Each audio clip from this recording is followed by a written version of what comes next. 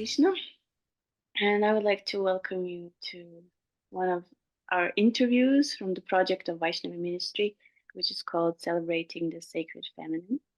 And today's guest is Kamala-Sita Devi Dasi. We're very happy to have you. Hare Krishna. Hare Krishna, thank you for having me. Yeah. So we're going to introduce this project in a sense of education for women, because we want to cultivate a culture of respect for women and valuing women in our society. So we prepared this 7-part series on the 7 divine feminine qualities, which are mentioned in the Bhagavad Gita, verse 10:34. We will also read it. But before we read it, and also state that we are today going to talk about just one specific quality that is mentioned in this verse, but still we will also talk about generally about these qualities. So today we're going to talk about steadfastness. But before we do that, I would like to introduce Kamala-Sita Devi Dasi. So I'm very happy to have you here. You are a co-author of this wonderful book that I actually have. So I can have it like here so people can see. So Krishna Meditations, Finding the Divine in All Aspects of Life. So you wrote this book with Urmila Prabhu. And it's actually, you are a qualified person to speak about these things today, because actually you were focusing your meditations also on these opulences that Krishna talks about and how to see Krishna in everything. So I think it's really, really nice. You have been a practitioner of Bhakti Yoga since 2010. After you joined the Spirituality, Philosophy and Yoga Society in Stellenbosch. Yes. Okay, good. And we just call it space. Okay. Yeah. So in South Africa. And in 2015, you took initiation from His Holiness Indradyumna Swami, and you obtained a PhD in linguistics. So you now live in Germany with your husband, and you're involved in your local temple community, and you teach English only. So that's very nice. Thank you very much. We're very happy to have you. So before we start with the questions and going deeper into the topic, I think it's good to read from the Bhagavad Gita. Would you like to read? I can read. Yeah, so from the Bhagavad Gita 10:34, where Krishna talks about these feminine qualities that we're going to discuss today. And you can write the verse and the purport. We can. You want me to do the Sanskrit as well? Yeah, why not? If you're good at it, then. Mrityu sarvaha araschaham udbhavascha bhavishyatam kīrtiḥ śrīr vakcha nārīṇāṁ smṛtir medhā dhṛtiḥ kṣamā. I am all-devouring death, and I am the generating principle of all that is yet to be. Among women, I am fame, fortune, fine speech, memory, intelligence, steadfastness, and patience. Purport. As soon as a man is born, he dies at every moment. Thus, death is devouring every living entity at every moment. But the last stroke is called death itself. That death is Krishna. As for future development, all living entities undergo 6 basic changes. They are born, they grow, they remain for some time, they reproduce, they dwindle, and finally they vanish. Of these changes, the first is deliverance from the womb, and that is Krishna. The first generation is the beginning of all future activities.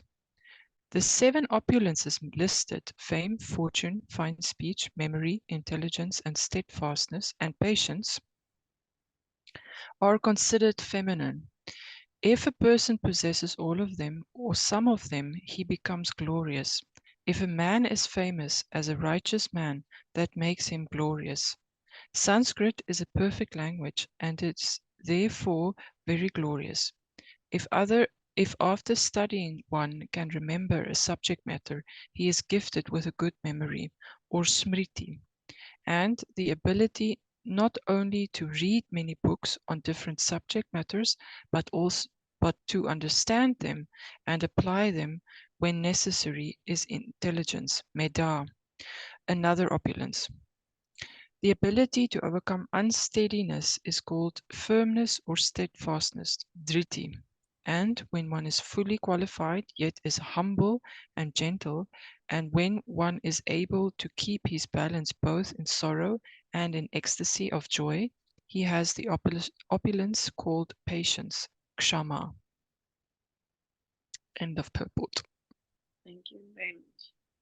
So now we heard the description of these feminine qualities that Krishna mentions in this verse and the explanation given by Srila Prabhupada.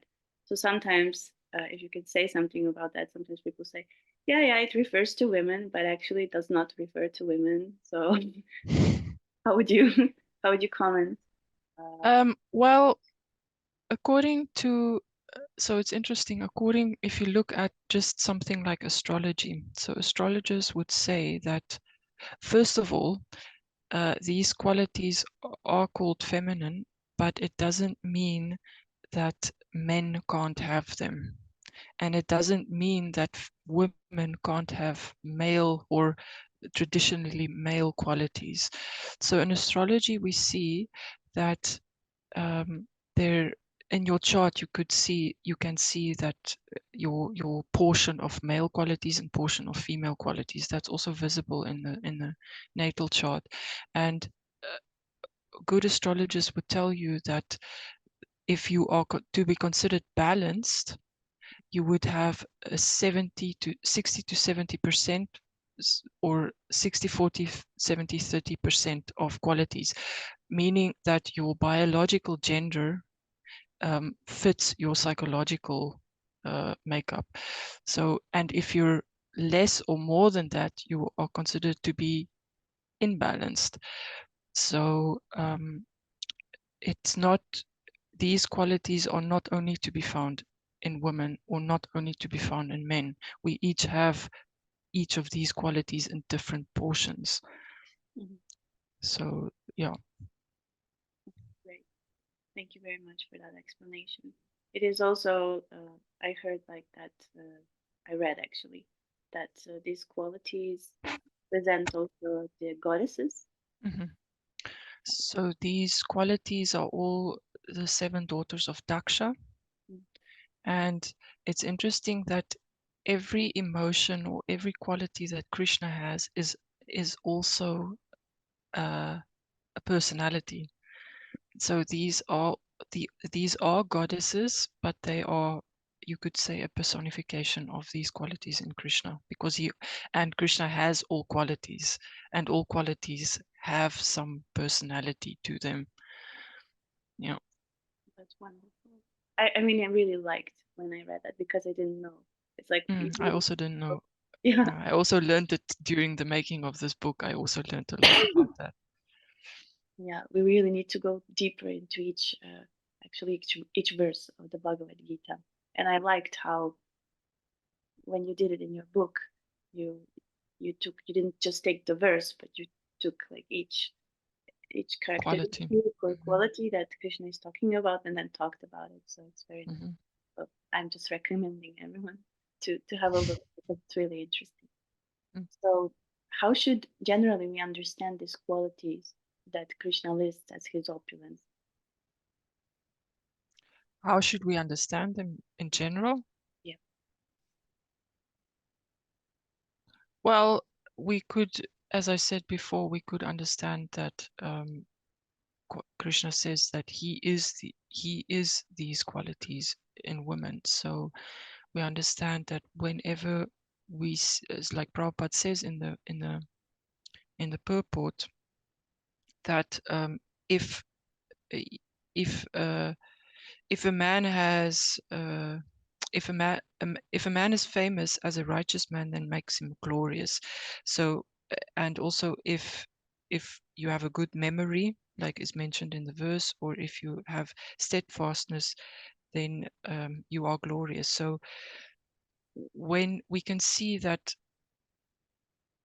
these qualities, because they are Krishna, that if we see them in others and we cultivate them in ourselves, we are directly connected to Krishna himself also.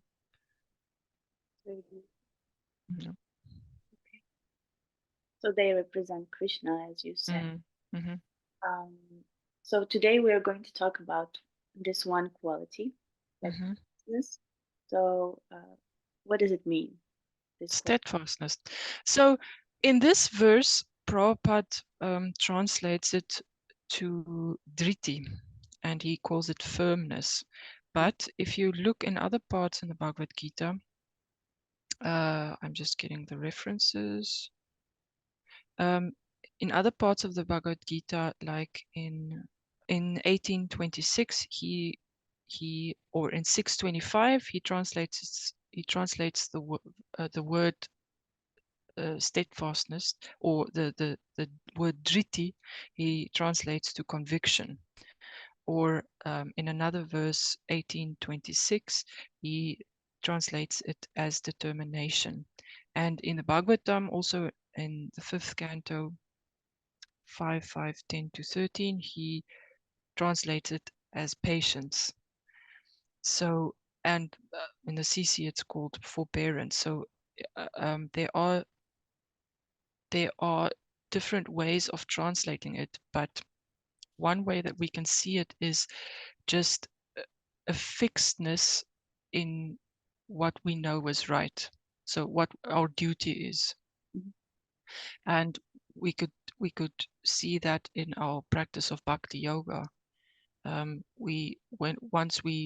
Even before we get initiation, if you approach a spiritual master and you ask him, could I take initiation from you, they are going to say, okay, let's get to know each other. And they also want to see that you are fixed in your practices. And steadfastness means exactly that no matter what happens, you do what you promise to do. And difficult, or whether it's a good situation or difficult situation, that we know what our duty is, and we do that. And also important quality of this, I think, in my opinion, is that we also do it without complaining.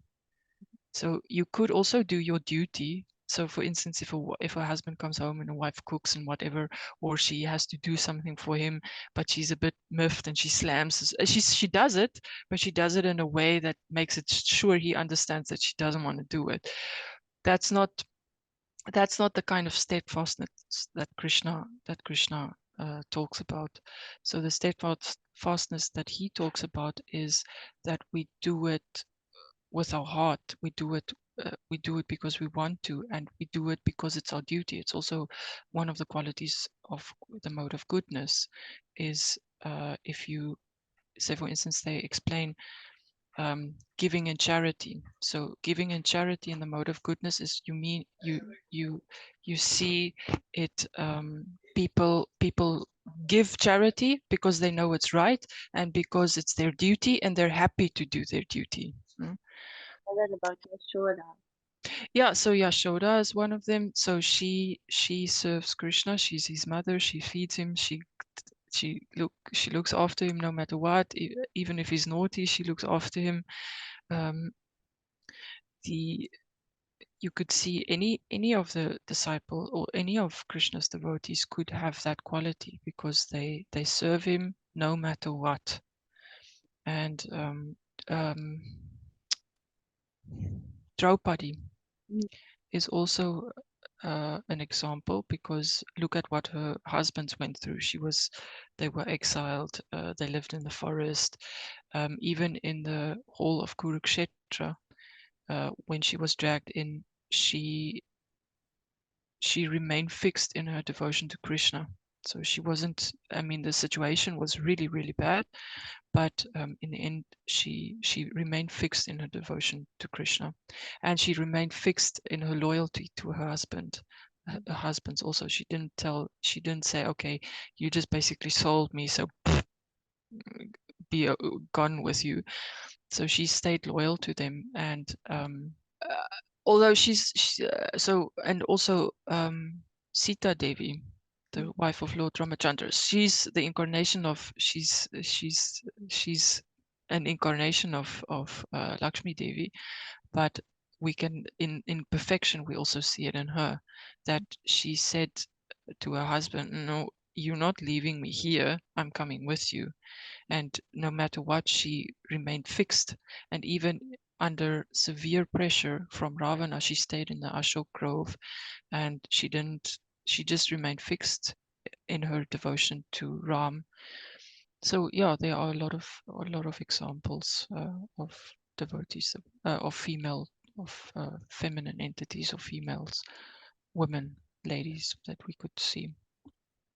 Could we then conclude that these qualities are in a way, I mean, in a way they're naturally, can be naturally found in women, because it's like, you know, some people, they have this constitution and these qualities, so like this in nature, God planned it that way, so it's totally natural for ladies to have this quality. Yes, so. I mean, as I said, that these qualities can also be found in men. Yes, yes.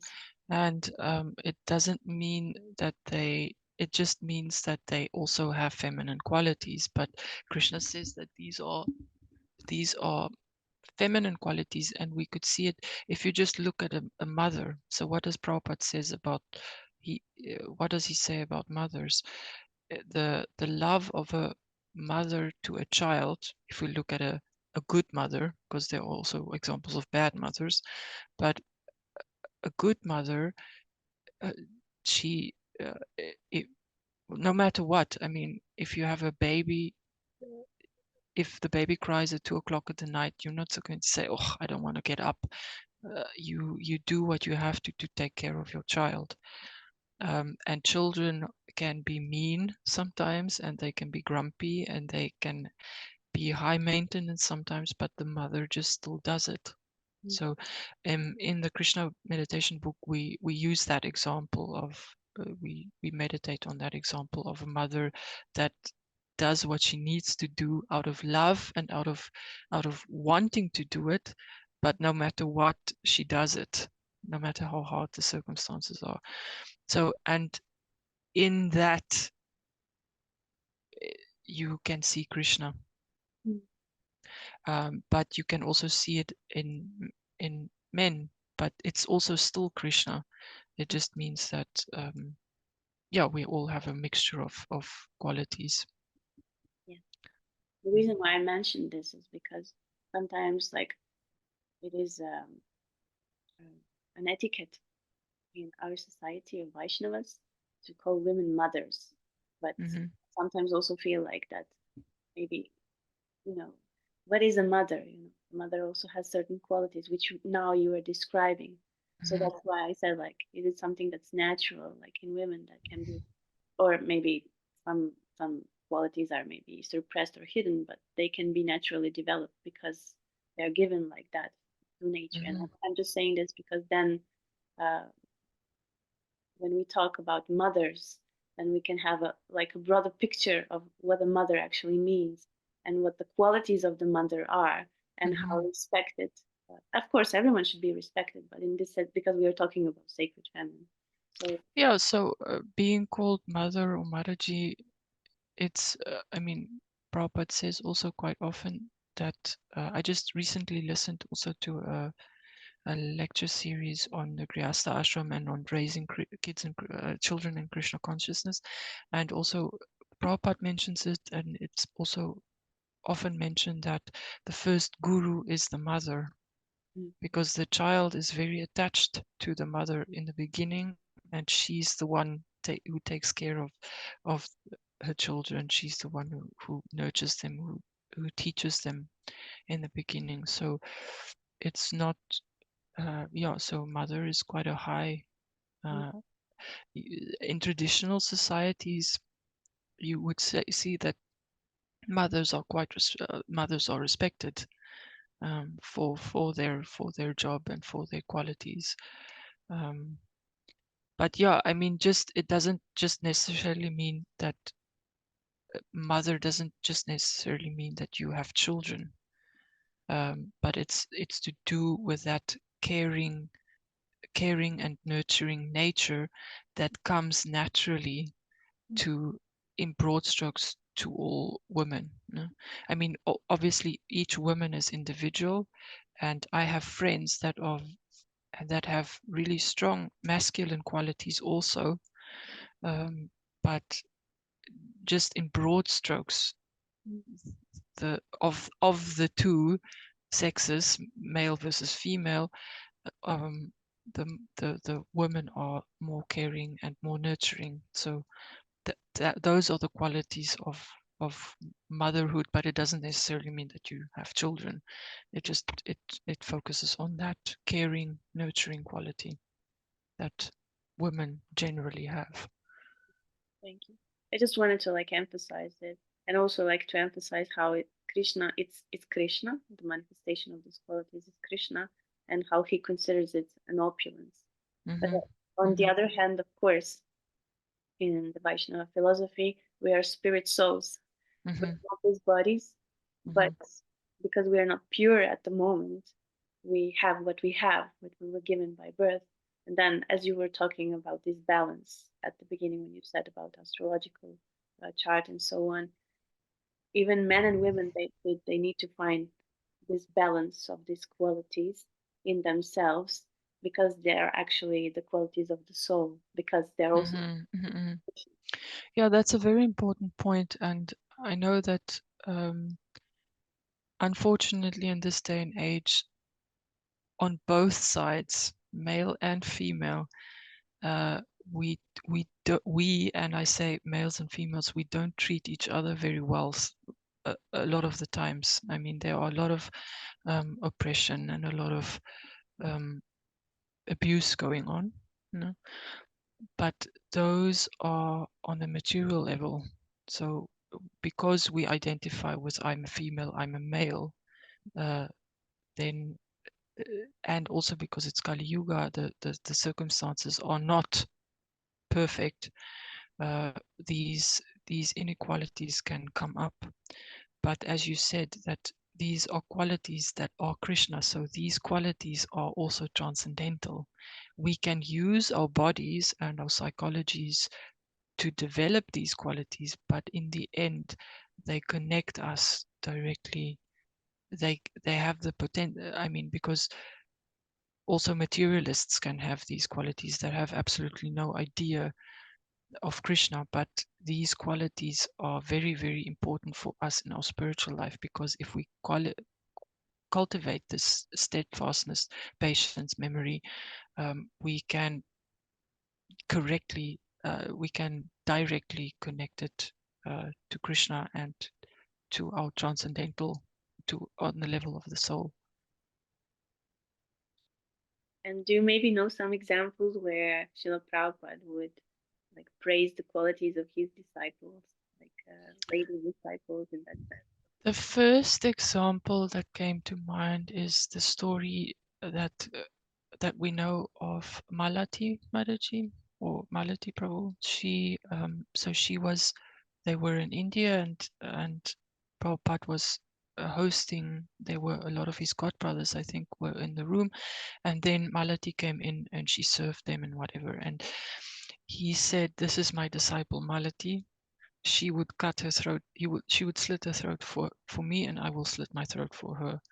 So that is a very, very strong indication of Prabhupada saying that, because if you are so we said earlier that one of the translations of dhṛtiḥ is conviction, conviction and forbearance and patience, and you cannot have the ability, like Prabhupada said, to give your life to someone if you don't have these qualities. So this is an example of Prabhupada praising her very, very openly, that she's my disciple, she believes in me, she's convinced, she's committed to me, she's steadfast,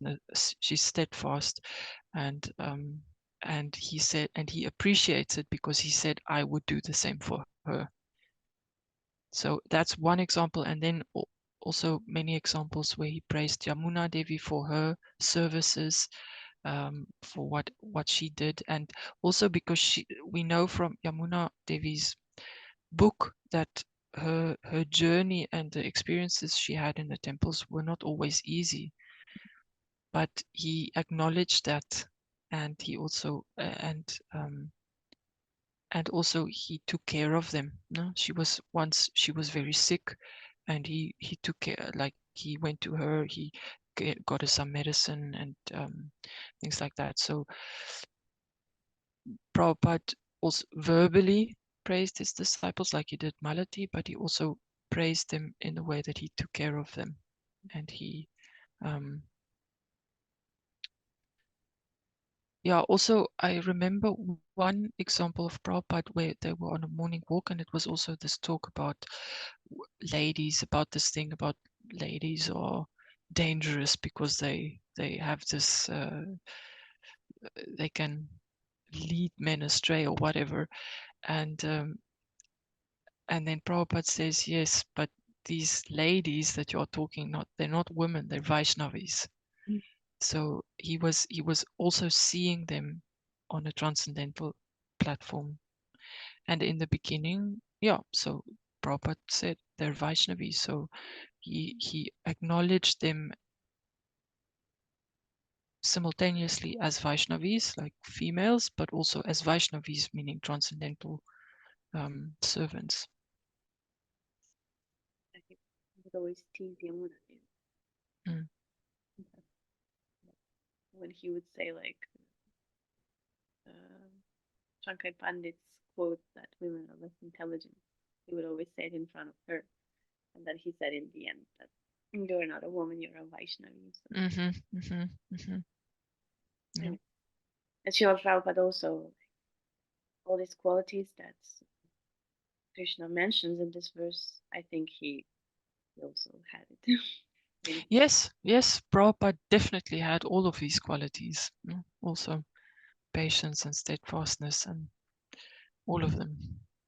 And can you maybe, I mean, you already mentioned, but maybe mention it again, like how can we use steadfastness in our spiritual life? Why is it so important? Well, we cannot really have a good spiritual life without it.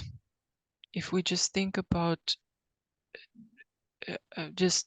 at the moment of initiation and even before, we promise to follow the 4 regulative principles and chant 16 rounds minimum, and even so, and I mean, just the whole program that Prabhupada established for us, going to the morning program, going to the temple, serving the deity, everything. So on a spiritual level and on a sadhana level, we cannot practice it without steadfastness. You have to be convinced, you have to have conviction, you have to have determination in order to do this. I mean, just think it's 2 hours, 2.5 hours, depending on how much you chant, 3 hours, 5 hours in a day that you set aside for chanting, just chanting, and we do it every day. So, and to know that no matter what happens, we do our rounds. That is plain straight up steadfastness. So steadfastness just means stay the course. If we remember the last message of Kadambakanana Swami, one of the very last things that he said is just don't go off this road. He said to his disciples, keep on chanting, keep on listening, keep on reading, but don't leave Krishna consciousness. Stay on this road, and I promise you, we will see each other again. So he was imploring his students, his disciples, to be steadfast. And that is what steadfast means, is we know that spiritually we want to go back to Krishna. And life, we know what life is like. It's a storm. So it means that no matter how, I don't know, I come from South Africa. anybody who lives in a windy place knows, but if you have like stormy winds and you have to keep a car on the road, it costs some effort, huh? Because the winds are going like but you have to keep the car on the road.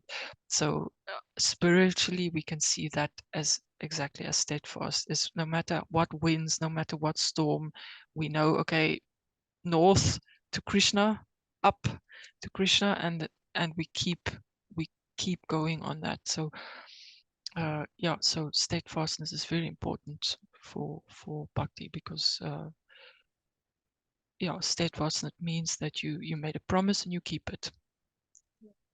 I would even dare to say like that. I mean, I would dare to make some conclusions out of what all of this we have said so far about these qualities, what they represent, that they represent Krishna, but that they're also feminine, and that they are manifestations of these goddesses because they are the personification of them, and so on, and that they are naturally can be found in women.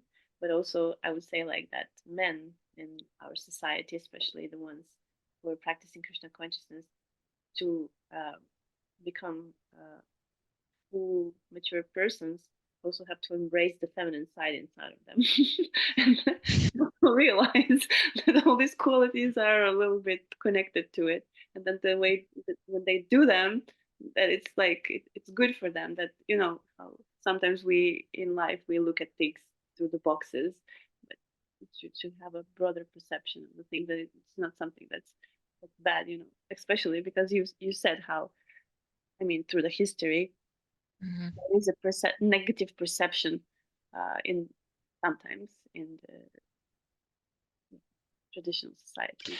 Yeah, I think our work, it's not that the men should embrace their feminine qualities. Yes, of course. I mean, women and men, both sides, we have the qualities of the other in us also, Yeah. and we should it's all about balanced, being balanced, but not to think of it as much as, oh, I have these feminine qualities and I have to embrace them, but thinking of them in a transcendental way, and to think that,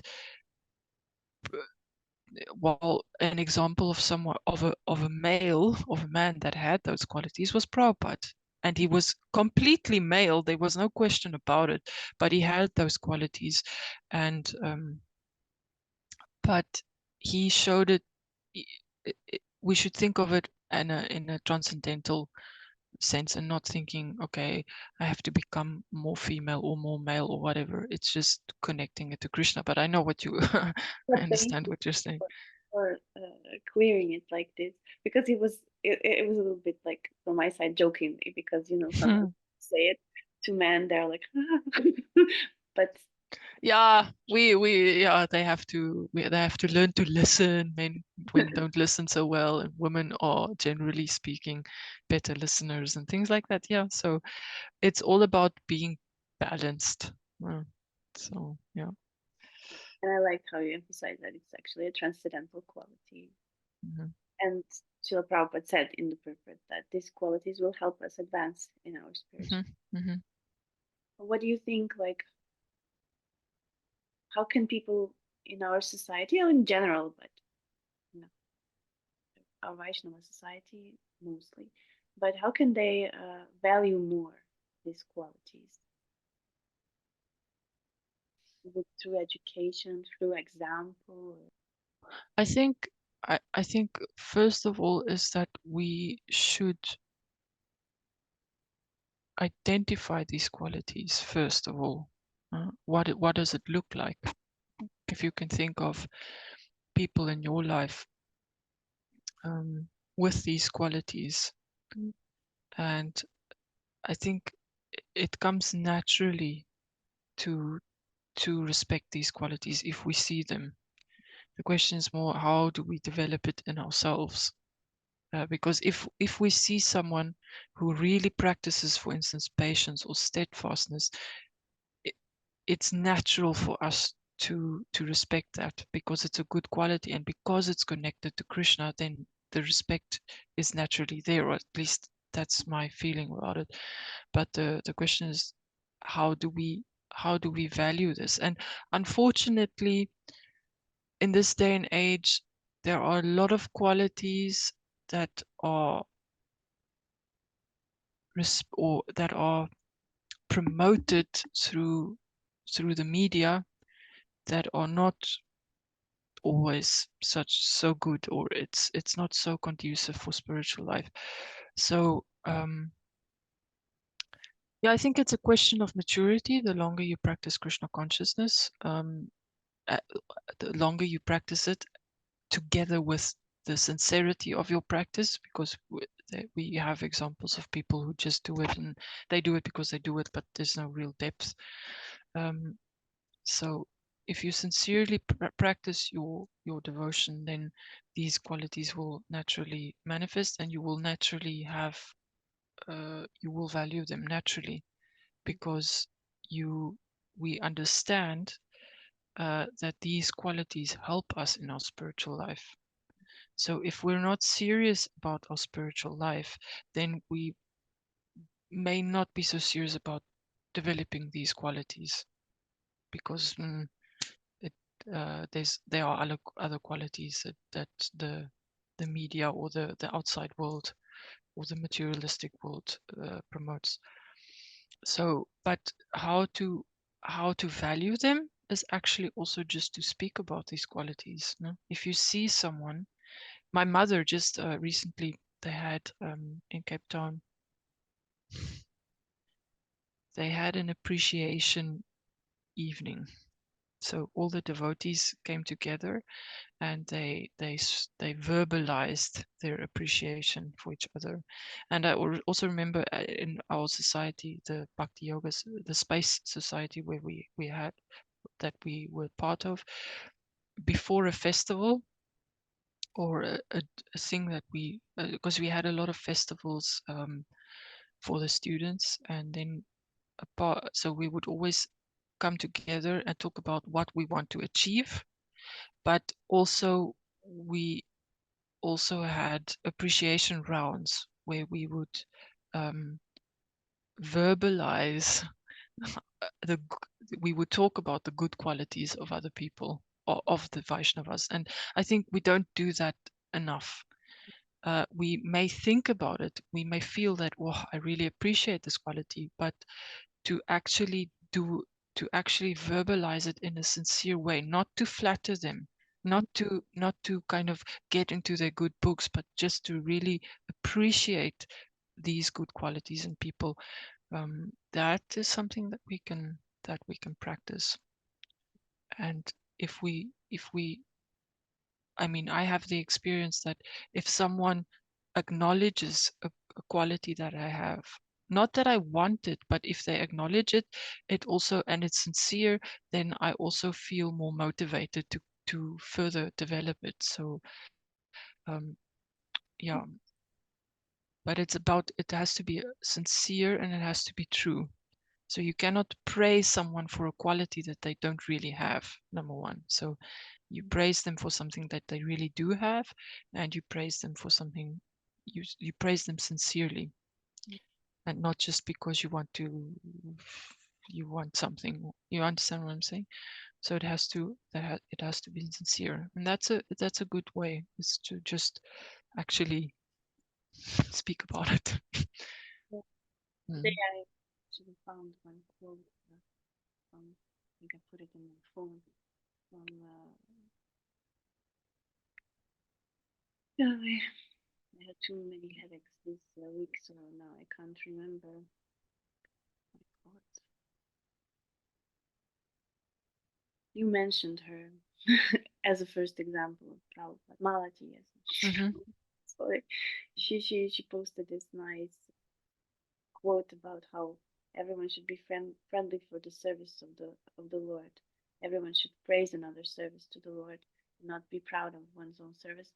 But I connected it because we were talking about praising, and you see this quality in others. It's through the service towards the Lord. And then if we do these things, then such activities are found in Vaikuntha also. The appreciation, the the valuing, the praise. So I think that's, I don't know, just remembered it. Yes. And I think also like what you were now saying, and if we also like see these qualities in others and then try to develop it ourselves, we also set an example for the society, because you were mentioning how the media talks about the values which are maybe not very good. I mean, they're not good for anyone, not even materially speaking sometimes. So in a way, it's like this example of these qualities and values is something that can contribute genuinely to the society, especially from devotees that, I don't know, they're grihastas, family people who live outside and they interact with the world. So it's an inspiration in that sense. Yes, and because it's well, at least I think because we try and use these qualities in Krishna's service and not just have them because of our material makeup, they carry a lot more weight. They have more potency if you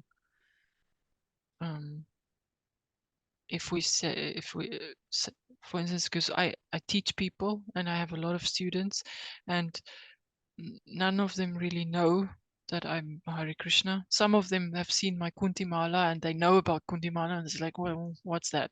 But I always just think about, you could think, okay, it's just teaching them English. It's not that we talk about Bhagavatam the whole time. I have to teach them mundane subject matters, but I always try and think of, okay, I want to be a devotee, and I try and do my sadhana as best I can, and I try to serve Krishna as best I can.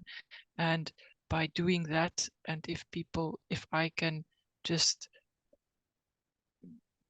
be nice to people, but be nice to them because I want them, because the thing is, if people like devotees, if they have some appreciation for someone who serves Krishna, then indirectly they have appreciation for Krishna. So that's how I always see, is if I treat my students nicely, if I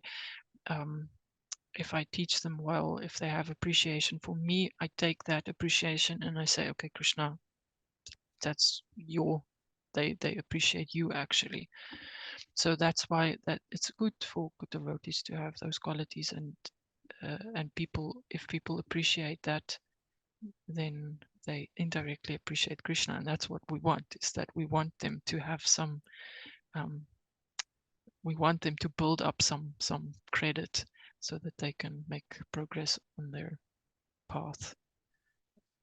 Totally agree.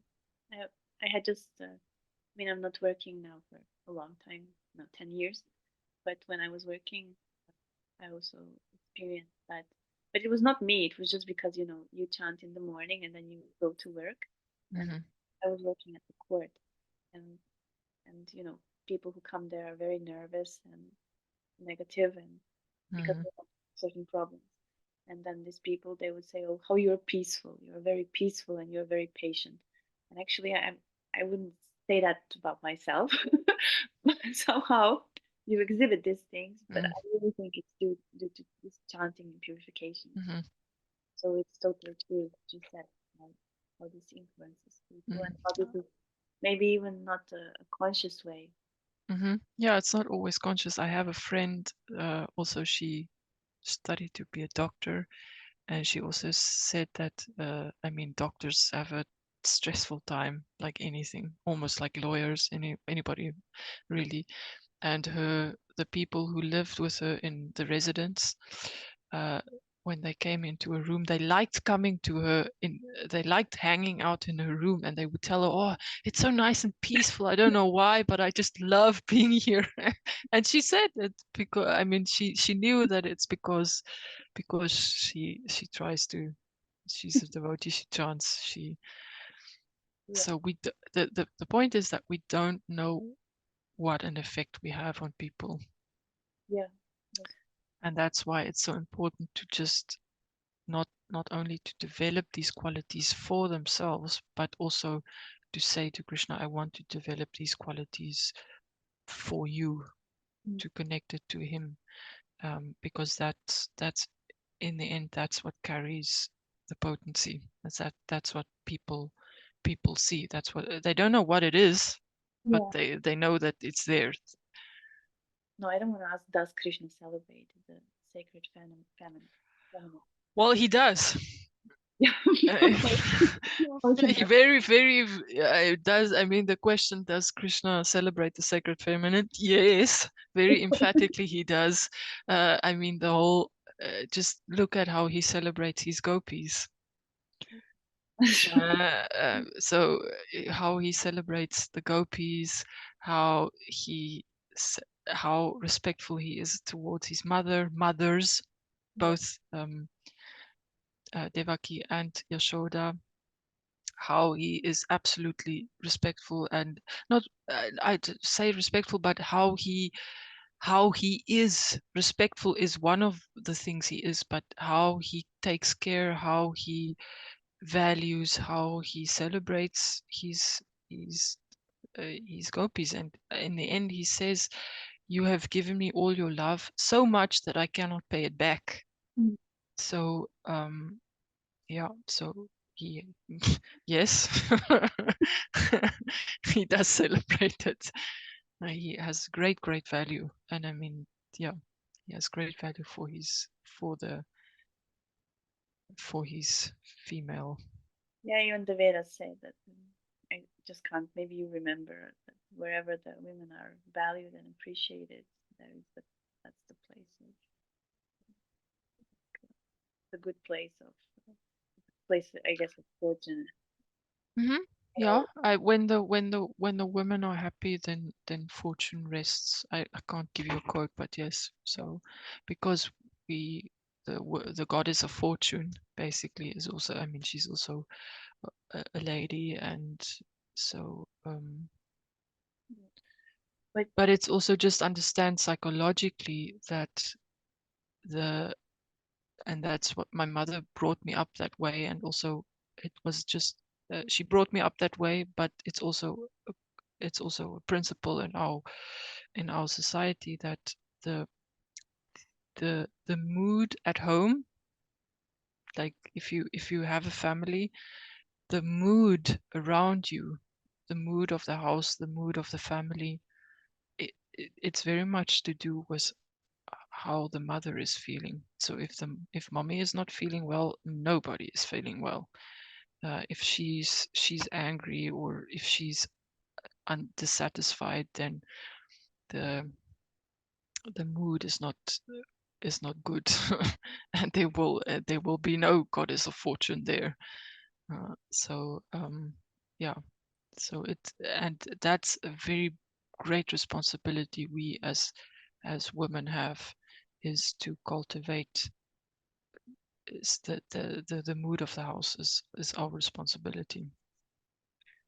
And there's this one question I want to ask, because sometimes I hear it and it's like, well, yeah, okay, we're talking about Lakshmi, Saraswati, like for example, these 7 goddesses, the wives of Daksha and so on, but these are all like exalted personalities. They're not so reachable to us, like you're just like ordinary women. So, I mean, sometimes people give these arguments, like, yes, yeah, so what would you say?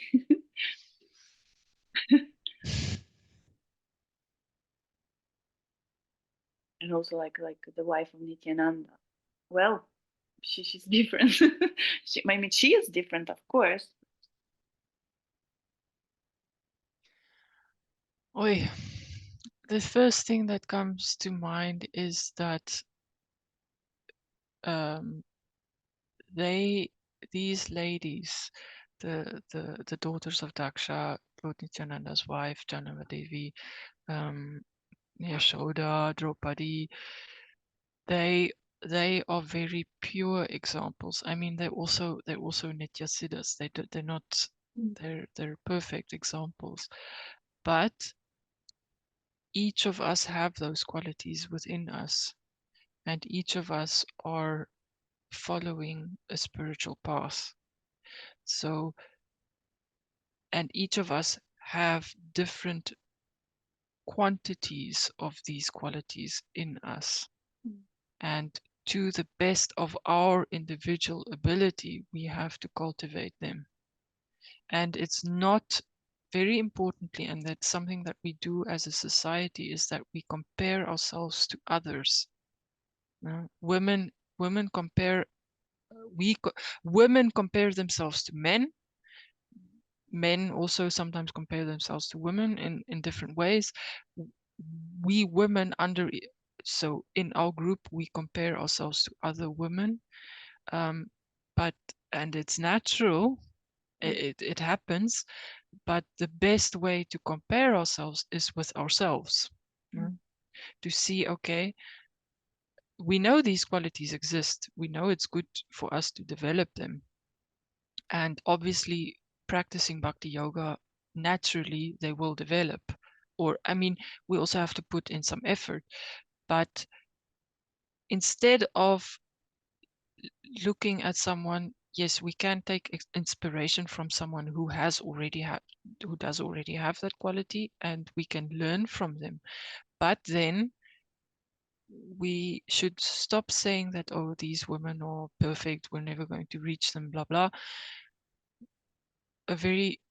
We should try and see, okay, what was I like 5 years ago versus now, and is there any improvement, and is there still improvement that I can make? So we should try and compare ourselves in a healthy way with earlier versions of ourselves to see whether we have made progress. Because we also know that Krishna is a variety man. He likes he likes variety, and each of us jivas, female, male, animal, whatever, we're here because Krishna wants us specifically in our makeup, like how we are. There is no other like us. So like for instance, when Lord Ramachandra chastises Hanuman for being a little bit proud, he says, oh, squirrel, the story of the squirrel or the spider or whatever it was, squirrel and Hanuman. Hanuman said to the squirrel, get out of the way, you're just in the way, I'm here with my big mountain top. And Ramachandra said, no, you're Hanuman, you can rip out mountains and whatever, but this squirrel is doing his absolute best for me as well, and I see that equally. So it's not about, we cannot actually compare ourselves to others because we don't have what they have in their quantity. Do you understand? So we try and keep it, am I doing better? Am I developing? And then obviously, according to Guru, Shastra and Sadhu, you can have outside input, because sometimes you have your friends, you have your Shiksha Guru, you have your Diksha Guru that can tell you from the outside, are you making progress? Do you have to make a little bit better? But it's not about comparing yourself to others. It's about saying, okay, how can I develop these qualities within me? And am I doing better now than I was 5 years ago, or a year ago, or a month ago, or something like that? Yeah, that's wonderful what you said. It reminded me just one thing that I read from Kesava Swami.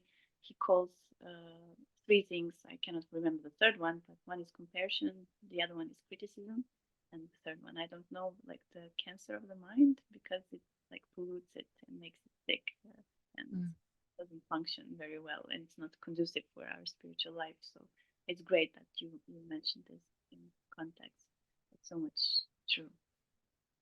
And can you tell us now, because I think we touched upon all the aspects generally of the qualities, and of course we talked about steadfastness, but it can be elaborated and it can be given more examples, but I think we said enough. But what can we say in summary is the message of Krishna regarding these qualities that are mentioned in the Bhagavad Gita 10:34? Well, I think Krishna, like not just in this verse, but in any of the verses in the Bhagavad Gita where Krishna says directly, so he says, I am these qualities. So in summary, if we develop these qualities, if we see these qualities in others, we can immediately appreciate it as Krishna.